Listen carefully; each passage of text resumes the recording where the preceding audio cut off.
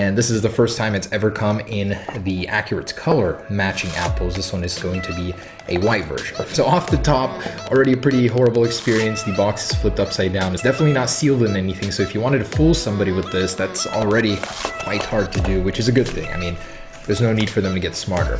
Oh wow, it actually comes with a packet now detailing Face ID. So this version does come with Face ID, wireless charging, well, their versions anyway, so that'll be very interesting to see. And that's it. No stickers, but you do get a little pin tool, which Apple hasn't, offered in a very long time. Okay, here's the device. Wow, all right, so they did improve a couple things on the back that I can see already. I mean, the color for one, and it looks really, really similar here. Now, if you guys didn't know this, Apple actually applies a specific coating to their device to give it this sheen, this very interesting luster, as you can see here, and it looks good. This one obviously doesn't have it, so up close and personal, the differences are there. Also, the camera lens looks pretty good, but Apple does not have a little chrome on the inside around the flash. That might actually interfere with the flash. And as usual, one of the lenses is most likely a dud. All right, so pretty close. The antenna bands are a little bit wider and they're a different shade on the fake one. The button is the same size, so they got that right. It's pretty close, like really, really close here. The buttons and everything, as you can see, pretty close. And the bottom, as you can see, very close there as well. All right, so with the screen off, it's kind of hard to tell, but the screen isn't a perfect reproduction. This one has the advantage of being the fastest. They supposedly put the fastest processor, best display into this thing, has a 1080p display compared to older clones. All right, so let's power it on and see how $150 compares with $1,150. And you can see the display does end there on the bottom, on the top. I'm curious to see if they made any software changes with this guy, hoping that there will be some software differences in here to pick at. Gonna need to charge this up, and I'll be back. And I did want to point out that from the last version, they actually did change a couple of things. As you can see, the text on the bottom is more accurate, in line with what the real one looks like. They don't have the text underneath there, so they wanted to make it as realistic as possible. And the actual camera lens, this attention to detail, I'm very impressed that they fixed. As you can see, it's very jagged and sharp, like the real iPhone Xs is. All right, guys, this is gonna be a lot of fun. Now, I've been using it for a couple minutes now.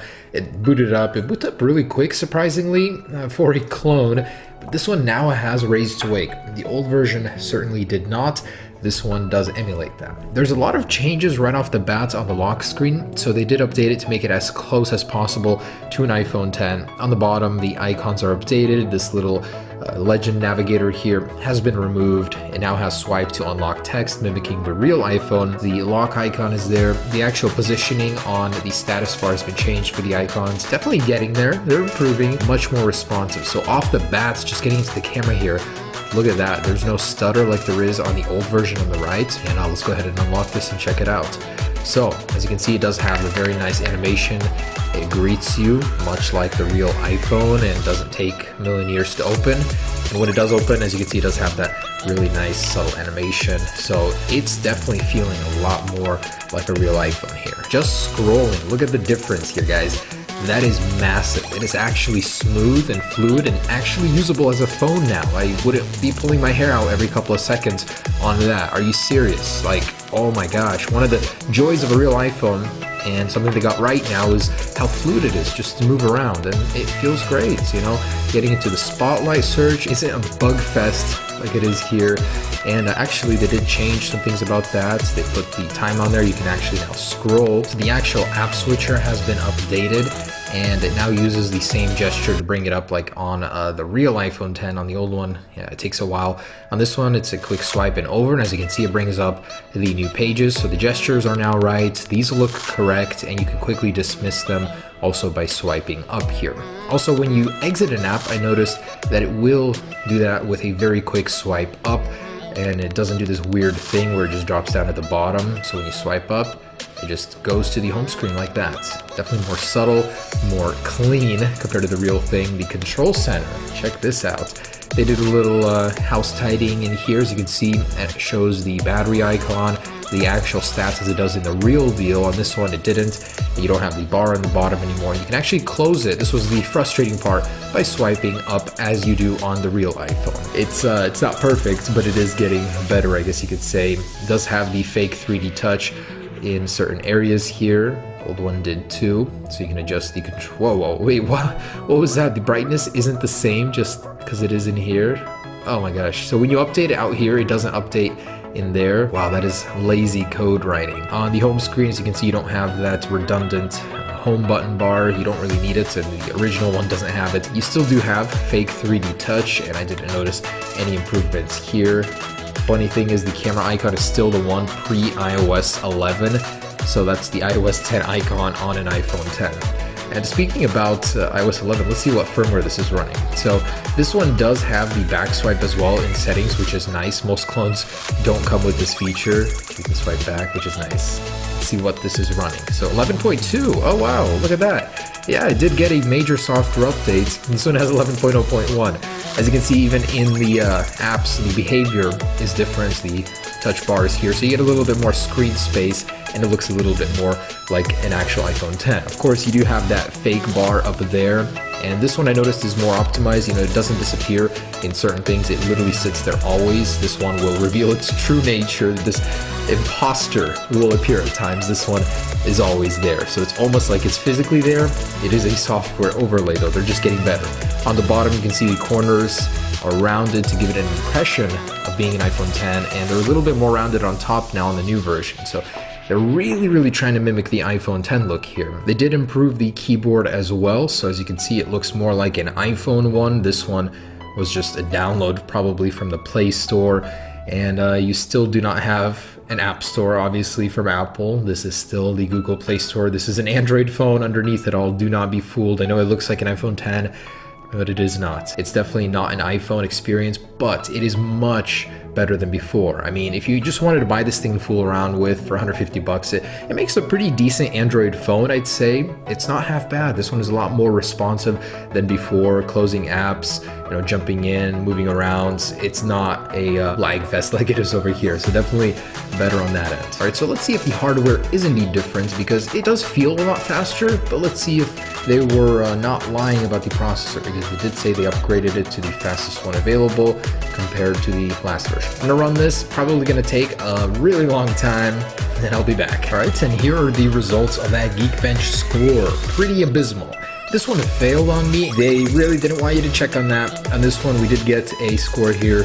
iPhone 10 running Android 6.0, Apple A11, you better believe it. 1 GB of RAM, and this is using a processor they said they were not using this thing. So I believe they did lie to me. They said it was a base of 2 gigahertz. This one is 1.3. One processor, quad core. Oh, that's interesting. At least it is quad core.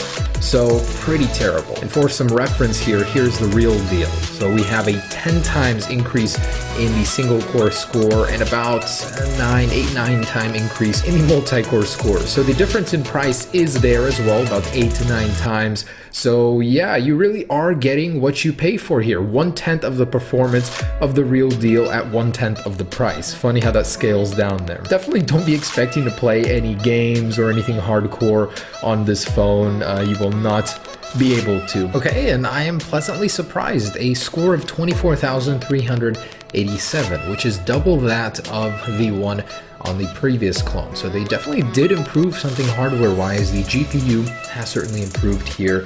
And a little reference here, it's still 10 times, okay, 8 to 9 times behind the iPhone 10. So again, that scales down the price. All right, so last thing remains, I want to check out the Face ID and wireless charging options here. I actually wouldn't be surprised if this is faster than this one. All right, so let's try and add a face here.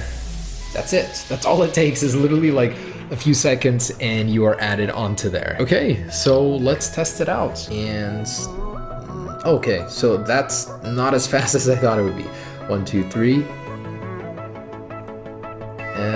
Okay, I jumped the gun there. Definitely not as fast as Apple's. I don't know why it's being a little finicky right now, but it does work. It's just pretty dang slow while doing it. All right, and wireless charging. Let's see how this works. I believe the last version had it as well, so it does work. You set it on in the right position, it does go to charging right away. So that's kind of cool.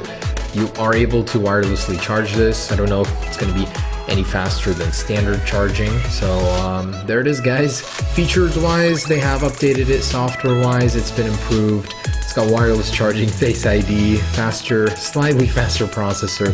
What more do you need for $150? Very last thing, as is tradition, let's take a look inside here. I bet I don't even need any tools to get in here. Literally about to pry it open as is. Hey, I just took apart my iPhone 10 with a knife. How do you guys do it? Is there a proper way to do this? Hopefully it's not made of glass this time around. Nope, still plastic. Oh man, they got a lot of adhesive on it this time, so they improved it so it doesn't peel off as easily as last time. All right, going. Oh, shite. So that actually is real glass. Oh my gosh. I'm lucky I didn't cut myself there. Wow, they did change the internals, that is for sure. Wow, that is so surprising. I did not think that was actually made of glass. I've never had a clone be made with premium, or seen it be made with premium materials before.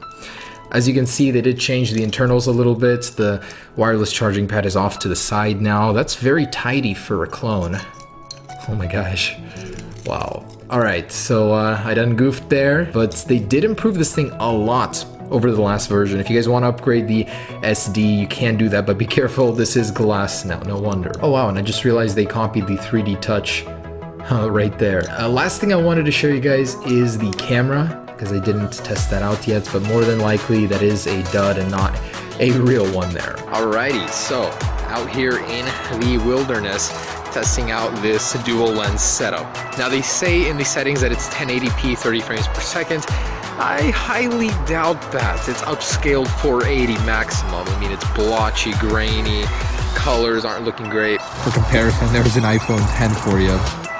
9-day difference. So I think they lied about the camera. Processor certainly was true. I can tell this one not improved much, and the lack of stability, optical image stabilization definitely is apparent. So horrible camera. Decent calling and texting phone, I guess. So if you guys were hoping to get some Oscar-worthy shots with this guy, not gonna happen. It's a pretty awful camera, and that is no surprise because they always are, but just wanted to say thanks for watching, guys. One of the most interesting clones I've seen. Never actually seen one with a glass back. They did a good job though. As a standalone Android device, I would say for $150 it really isn't bad. I'm sure you can find better out there, but this gives you the advantage of making people think you have a very expensive phone, so think about that for a second. Anyways, guys, thanks for watching. Hope you guys enjoyed it. This was a lot of fun to make. They are getting better, and with the new ones, the LEGO S9, they will get very, very good, and I'm very excited to review that one down the road. Stay tuned, guys. Peace.